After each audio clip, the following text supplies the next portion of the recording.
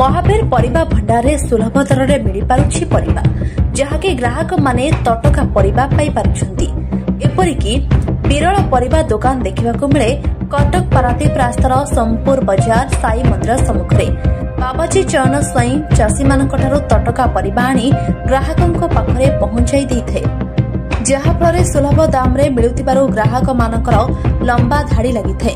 कार्तिक मास होइथिबारु परिबा base चाहिदा रहिଥାଏ। विभिन्न प्रकार परिबा यथा कखारु, भंडा, सारू, पानी कखारु, भेंडी, देशी फूलकोबी, बीन्स, बैगण, काकुड़ी आदि सबु प्रकार परिबा मिलिଥାଏ। ଏହି ମହାବୀର ପରିବା ଭଣ୍ଡାରରୁ ବହୁ ସଂଖ୍ୟାରେ ବହୁ ଗ୍ରାହକ ମାନେ ଆସି ପରିବା ନିଅନ୍ତି। ଏହି ପରିବା ଭଣ୍ଡାରରେ ଫ୍ରେଶ ପରିବା ମିଳେ ବୋଲି ଗ୍ରାହକ ମାନେ ଦୂରଦୂରାନ୍ତରୁ ଆସି ପରିବା ନେଇଥାନ୍ତି। ମୋ ନାଁ ବାବାଜୀ ଚରଣ ସ୍ୱାଇଁ। ମୋର ତେଲିଆ ଛକରେ ପରିବା ଦୋକାନ ଥିଲା। ମୁଁ କଟକ ପାରାଦୀପ ମେନ୍ ରୋଡକୁ ପଳେଇ ଆଇଛି। ମୋର ଦୋକାନର ନାଁ ହେଲା ମହାବୀର ଭେରାଇଟି ଭେଜିଟେବଲ ସପ୍। ଚାଷୀଙ୍କ ଠାରୁ ଭଲ ନଗଦ ପରିବା ଆଣେ, ସୁଲଭ ମୂଲ୍ୟରେ ଦିଏ ଗ୍ରାହକ ମାନଙ୍କୁ। ଚାଷୀଙ୍କ ଠାରୁ କଲେକ୍ସନ କରେ ସବୁ ଲୋକାଲ ପରିବା ଜିନିଷ, ଆଉ ଗ୍ରାହକ ମାନଙ୍କୁ ବହୁତ ସୁବିଧା ରେଟ୍ରେ ଦିଏ। ନଗଦ ଆସେ ସବୁଦିନ ଚାଷୀଙ୍କ ଠାରୁ, ହାଟରୁ ବି କିଛି ଆସେ।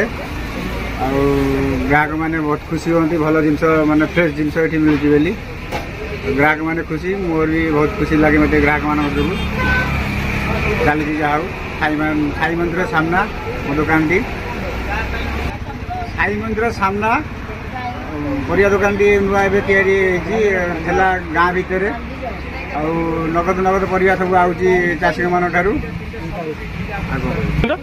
ସାଇ ମନ୍ଦିର ସାମ୍ନା ଡାହାଣ ପଟେ କଟକ ପାରାଦୀପର ଡାହାଣ ପଟେ ମୋ ଦୋକାନଟି। ଆଉ ନଗଦ ପରିବା ସବୁ ଆସେ ମାନେ ଚାଷୀ ମାନଙ୍କ ଠାରୁ, ଗାଁରୁ ହାଟରୁ ବି କିଛି ଆସେ। ଆଉ ଲୋକମାନେ ବହୁତ ଖୁସି ହୁଅନ୍ତି, ମାନେ ତଟକା ପରିବା ଏଠି ମିଳୁଛି ବୋଲି। ବହୁତ ଭିଡ଼ ହୁଏ, ଲୋକମାନେ ବହୁତ ଖୁସି ବି ହୁଅନ୍ତି।